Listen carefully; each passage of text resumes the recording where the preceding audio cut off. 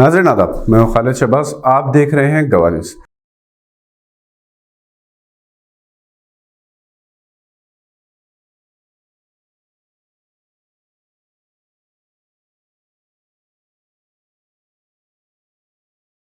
हैदराबाद में मुसलमानों ने सारी दुनिया के मुसलमानों के साथ आज जुमा की नमाज के बाद मजलूम फ़लस्तीनियों के साथ इजहार सॉलिडारिटी किया और तकरीबन मसाजिद में इनके हक़ में दुआएं की गई।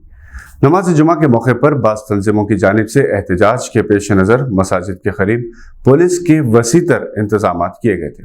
ताहम हैदराबादी मुसलमानों ने इंतहाई नज़्म ज़ब्त के साथ अपने जज्बात का इजहार किया और किसी किस्म का कोई नाखुशगवार वाक़या पेश नहीं है। हमास के इसराइल पर हमले और फिर इसराइल की जानिब से गजा पर 6000 बम गिराने के वाक़े ने सूरत हाल को बहुत ही संगीन बना दिया था। सारी दुनिया इसराइल पर और इसके हिमायतों पर लानत और मलामत कर रही है। जहां तक हैदराबाद का ताल्लुक है, फ़लस्तीन के लिए हमेशा से पहली आवाज़ हैदराबाद से उठाई जाती रही।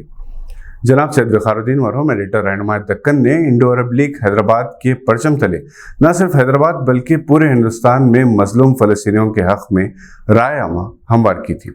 इंडो अरब लीग हैदराबाद ने हमेशा फ़लस्तीन के लिए जलसे किए, जिनसे कई वज़ीर आज़म, सदर जमहूरिया और मुख्तलिफ ममालिक के सफ़ीरों ने खिताब किया। जनाब सैयद वक़ारुद्दीन को इनकी फ़लस्तीनी कॉज के लिए बेमिसाल 57 साल खिदमत के लिए स्टार ऑफ यरूशलेम अवार्ड से हुकूमत फ़लस्तीन की जानिब से नवाजा गया। यही नहीं बल्कि 22 अरब ममालिक ने 2018 में अरब लीग की जानिब से जनाब वक़ारुद्दीन की खिदमत का एतराफ़ करते हुए इन्हें तहनीत पेश की थी। जनाब सैयद वक़ारुद्दीन के इंतकाल के साथ इंडो अरब लीग हैदराबाद पर गुमनामी के पर्दे पड़ गए। ऐसे वक्त जबकि फ़लस्तीन का मसला एक बार फिर आलमी सतह पर उभरा है, आलम अरब और हैदराबादी अवाम सैयद वक़ारुद्दीन को याद कर रहे हैं, क्योंकि ऐसे ही हालात में वो फ़लस्तीन के लिए हर किस्म की इमदाद फराहम किया करते। इसी दौरान हैदराबाद के बाज़ नामवर और बासर शख्सियात ने इस अज़्म का इजहार किया कि वो इंडो अरब लीग हैदराबाद की सरगर्मियों को बहाल करेंगे और इस इदारे से कौम और मिल्लत को फैज़याब होने का मौका फराहम करेंगे। इत्तलात के मुताबिक इस सिलसिले में बहुत जल्द अवामी तहरीक का आगाज़ होगा। वर्ल्ड कप का सबसे अहम मैच 14 अक्टूबर को हिंदुस्तान और पाकिस्तान के दरमियान अहमदाबाद के नरेंद्र मोदी स्टेडियम में खेला जाएगा।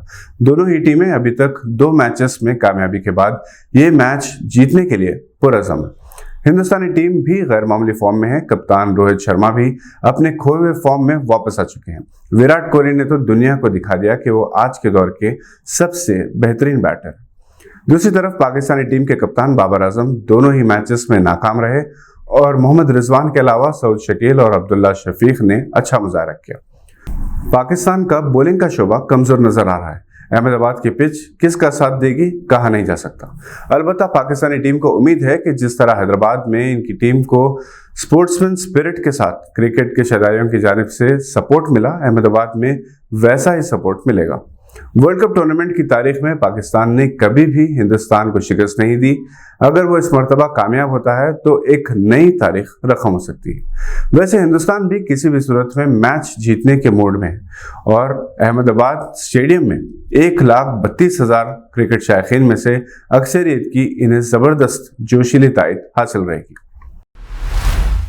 आज के लिए बस इतना ही। हम फिर हाजिर होंगे नई खबरों को लेकर। देखते रहिए गवाह।